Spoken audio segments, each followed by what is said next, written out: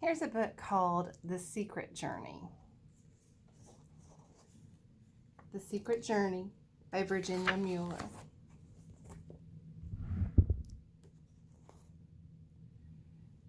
Sleep on, baby Jesus, God's great gift of love. All angels of heaven are watching above.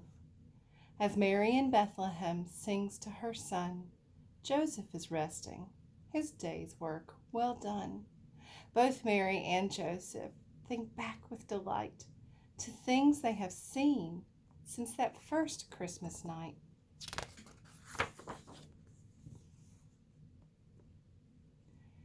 Their thoughts are of shepherds who heard angels sing and came to the stable to see Christ their King.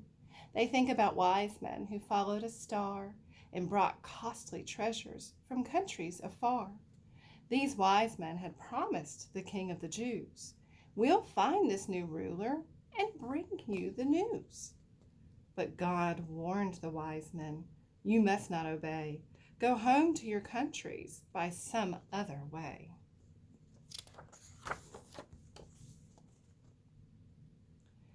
The king in Jerusalem raged in his court. "The wise men have tricked me. They did not report about this new king born in Bethlehem town. Destroy this new ruler who threatens my crown."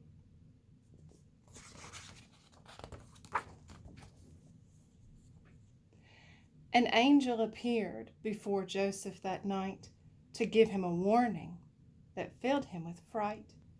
"King Herod is angry as angry can be. You must go to Egypt. Rise up now and flee." Then Joseph woke Mary. She quickly arose to pack food and water, his tools and their clothes. The soldiers of Herod had entered the gate. Could they escape Herod, or was it too late? The soldiers were coming with swords at their side. "I hear them," said Joseph. "Come quickly and hide." They hid in the shadows. The soldiers passed by. But then baby Jesus gave out a soft cry. One soldier said, "Listen, what is that I hear?" "It's only a lamb's cry. The sheep are quite near." They fled for their lives all that night and next day, but Egypt was still a long distance away. They crossed over desert land mile after mile before they reached Egypt, the land of the Nile.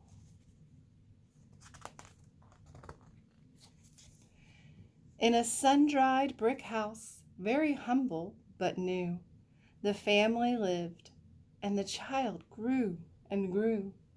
They lived here in Egypt until that glad day when they could return to their country to stay. One day, a spice caravan came into view. "Let's stop them," said Joseph, "and find out what's new."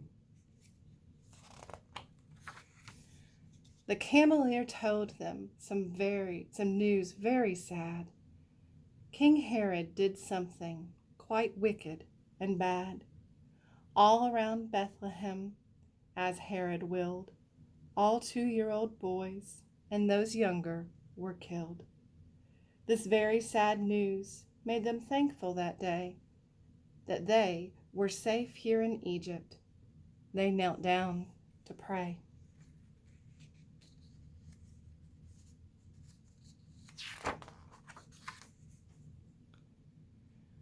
Soon an angel of God came to Joseph and said, "It's safe to return now. King Herod is dead." The family said their goodbyes, then set forth to go back to Bethlehem, far to the north. This journey was different. Jesus could walk. He also asked questions, for now he could talk. "What is that?" he asked as he pointed his hand to a very large pyramid built on the sand.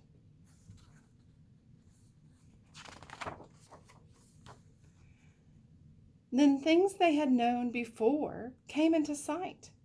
"We'll stop here," said Joseph, "and rest for the night." He said to some shepherds, "Who rules in this land?"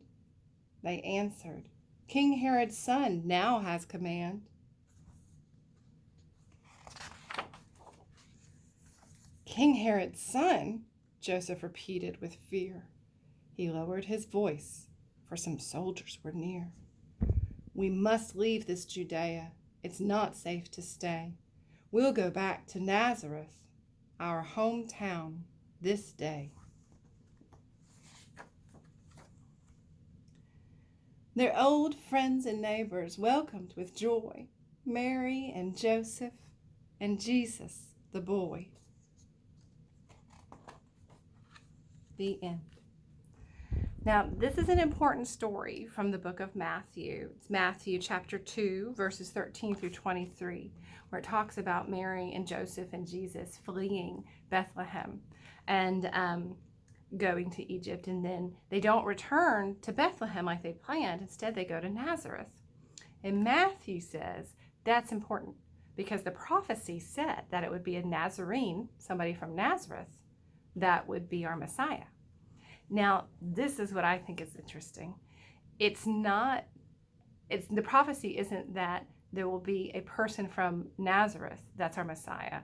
The prophecy is that it will be a Nazarite, which is like a shoot or a sprig, branch from the stump of Jesse's tree that will be our Messiah.